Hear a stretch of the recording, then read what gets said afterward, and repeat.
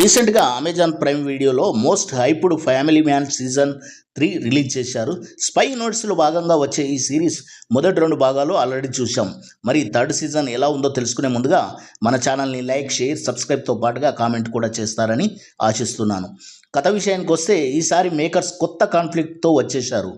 బోర్డర్కు దగ్గరలో ఉండే north east states అయిన మణిపూర్, నాగాలాండ్, ముఖ్యంగా నాగాలాండ్లో శాంతిని నెలకొల్పేందుకు చీఫ్తో కలిసి శ్రీకాంత్ తివారీ నాగాలాండ్ పర్యటనకు వెళ్తే అక్కడ జరిగిన దాడిలో చీఫ్ గౌతమ్ కులకర్ణి మరణిస్తాడు. కొన్ని కారణాల వల్ల కులకర్ణి హత్యలో శ్రీకాంత్ తివారీని సస్పెక్ట్గా భావిస్తారు. దాంతో శ్రీకాంత్ తివారీ తన ఫ్యామిలీని తీసుకుని అండర్ గ్రౌండ్కు వెళ్ళిపోతాడు. తన టీం సహాయంతో నిజాలు తేల్చేందుకు నాగాలాండ్ బయలుదేరుతాడు. మరి తన మీద పడ్డ నిందను శ్రీకాంత్ తివారీ ఎలా తొలగించుకున్నాడు, నాగాలాండ్లో ఉన్న సమస్యకు కారణాలేంటి, చీఫ్ కులకర్ణి హత్యను ప్లాన్ చేసిందెవరు, వీటన్నిటి వెనకాల ఉన్న మాస్టర్ మైండ్ ఎవరు, తెలివిగా తనను దేశద్రోహిగా చిత్రీకరించిన ఆ శక్తులు ఎవరు అనేది ఈ సిరీస్ చూసి తెలుసుకోవాల్సిందే.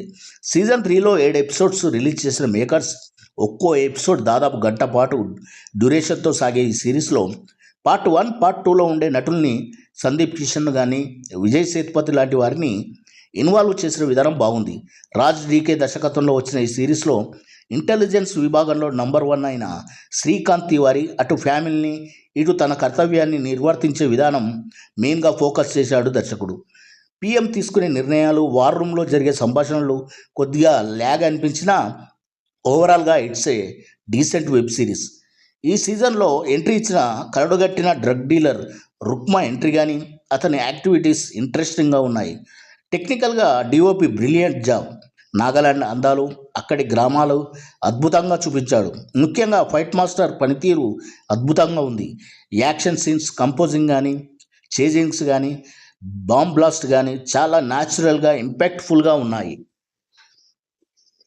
మ్యూజిక్ పరంగా బీజిఎం ఇంకాస్త పవర్ఫుల్గా ఉంటే బాగుండేది.